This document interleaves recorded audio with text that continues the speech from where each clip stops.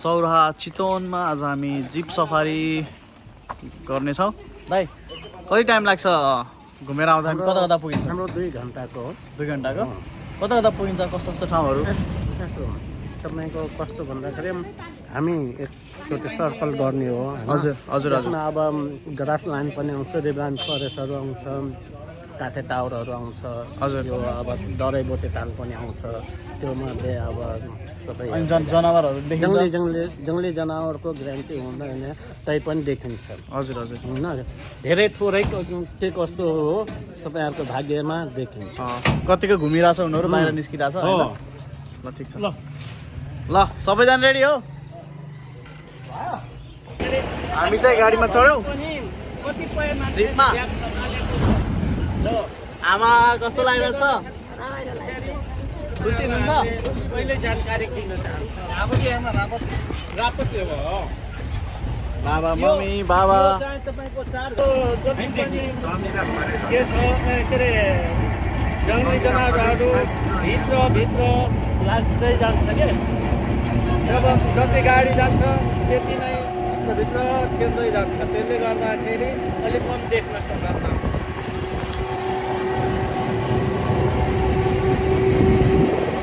What's up guys, hello guys भन्नु न अब।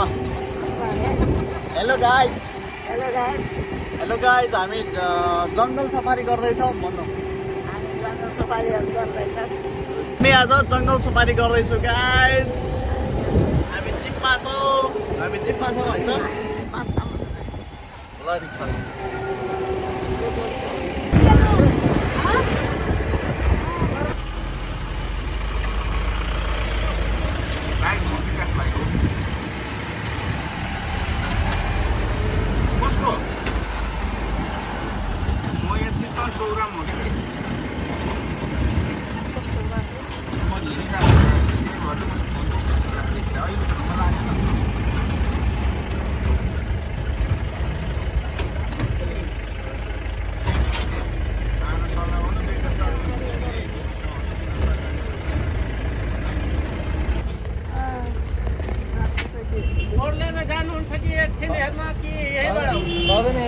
कहाँसम्म जान पाइन्छ?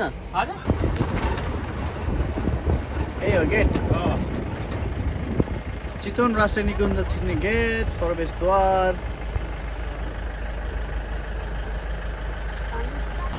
Welcome to Chitwan national park. हामी चितवन नेसनल पार्कमा छिरिसक्यौँ। पर्मिटको पैसा लाग्ने रहेछ। अनि हामीले चाहिँ यहाँ प्राइभेट हायर गऱ्यौँ, जिप चाहिँ रिजर्भ गऱ्यौँ। नत्र 12सम्म अटाउन मिल्दो रहेछ, लाग्दो रहेछ। अरूसँग जान मिल्थ्यो, तर हामी हाम्रो प्राइभेट टाइम हुन्छ भनेर हामी एउटा जिप लियौँ।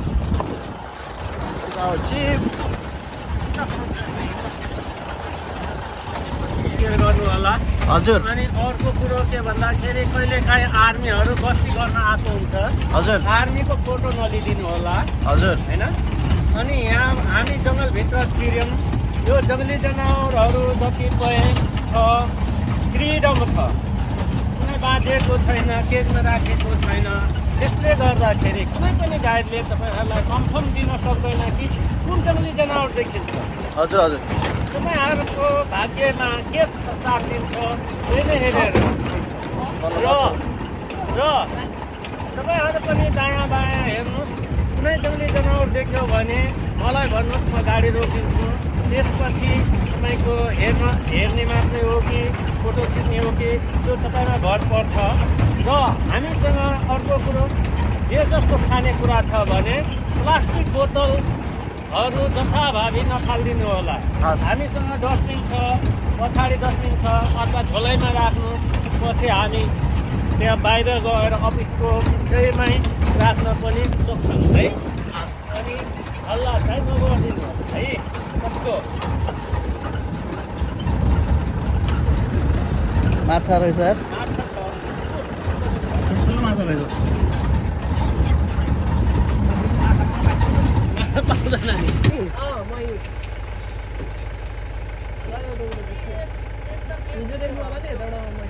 मयूर है त।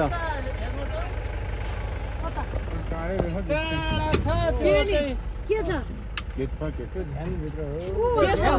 देख्नुभयो के हो त नि त्यो चाहिँ तपाईँको त्यो हुनुपर्छ जङ्गली त्यो स्याल के स्याल चरा जस्तो यो चाहिँ तपाईँको छोटो र च्याप्टो भएको गोही यसलाई मगर गोही भन्छ मगर गोही र यसले माछा भेगुटा जङ्गली जनावर जुनसुकै चिज पनि खान्छ र जहाँ पनि तालमा होस् वा पोखरीमा होस् वा खोलामा होस् जहाँ पनि बस्छ भनेदेखि अर्को चाहिँ लामो चुच्चो भएको चाहिँ हरियाल भन्छ त्यो चाहिँ माछा मात्रै खान्छ र बगेको सफा पानीमा मात्रै बस्छ है कुकुराउ बाहुन गए त लामो चुच्चो भएको हो बाहुनको नाक चुच्चो हुन्छ नि बाहुनको नाक चुच्चो हुन्छ नि अनि त्यो चाहिँ तपाईँको त्यो सफा पानी हुन्छ त्यही भएर बाहुन गयो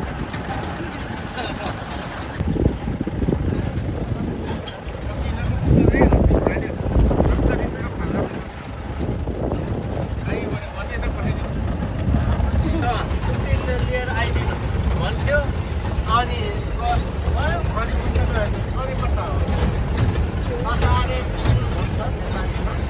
आमा के देख्नुभयो जरायो खरायो जरायो खरायो नि देख्नु भयो खरायो त होइन होला ओए देखियो जरायो अनि उ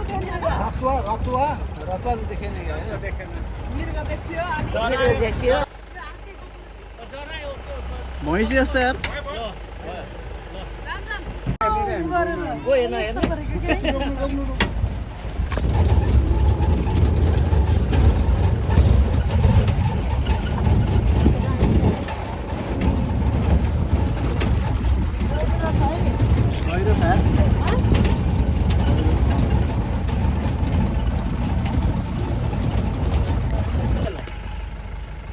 माछा खान्छ होइन यो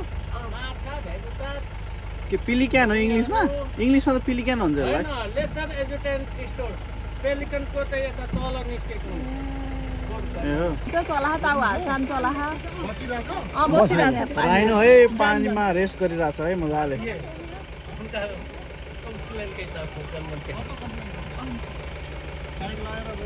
त्यो लिक्विड ग्रेड अनि इन्टरमिडिएट ग्रेड अनि जहिले पनि भैँसी गाईसँग हिँड्ने हुन्छ नि त्यो अर्कै खालको हो जसलाई क्याटल ग्रेड भन्छ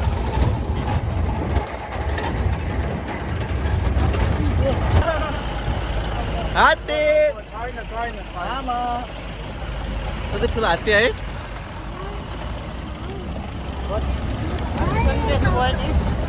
आमा हात्ती कस्तो लाग्यो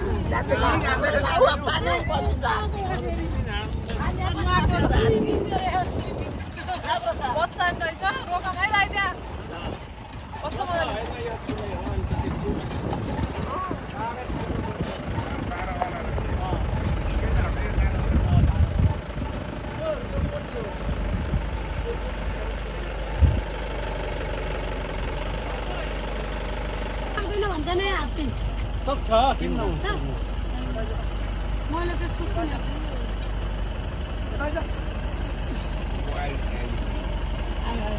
दारा दारा देखियो त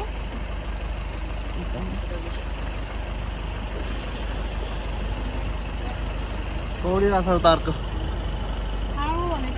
बोलानु ल्याउनु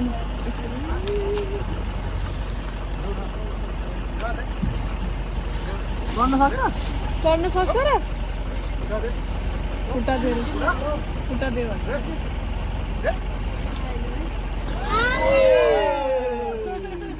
यता पनि यता यसो हेर न वाइड एङ्गलबाट खिच वाइड एङ्गलबाट यता आऊ न बस्न अलि बसेर जानु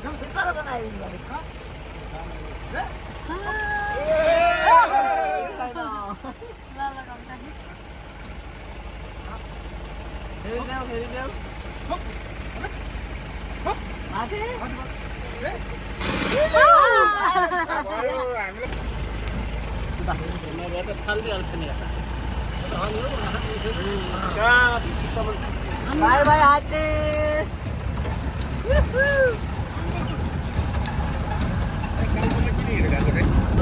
चितवन नेसनल पार्कमा हामीले मृग टन्नै देख्यौँ अनि क्रोकोडाइल देख्यौँ हात्ती एउटा सानो गैँडा पानीमा रहेछ हाम्रो च्याउचाउ पनि च्याउचाउ पनि खुवाउनु भयो अरे आमाले मम्मीले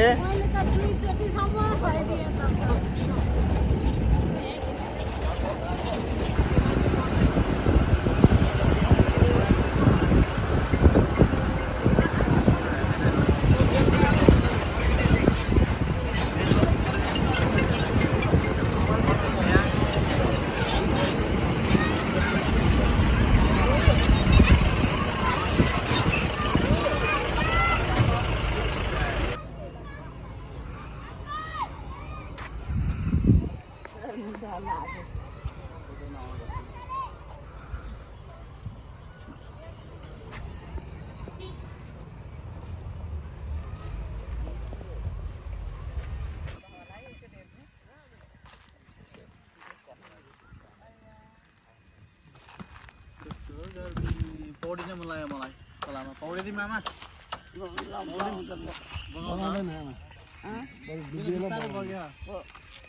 डुबिन्छ भने बोल्दैन पौडिनु पाए कति मजा हुन्थ्यो तल हुन्थ्यो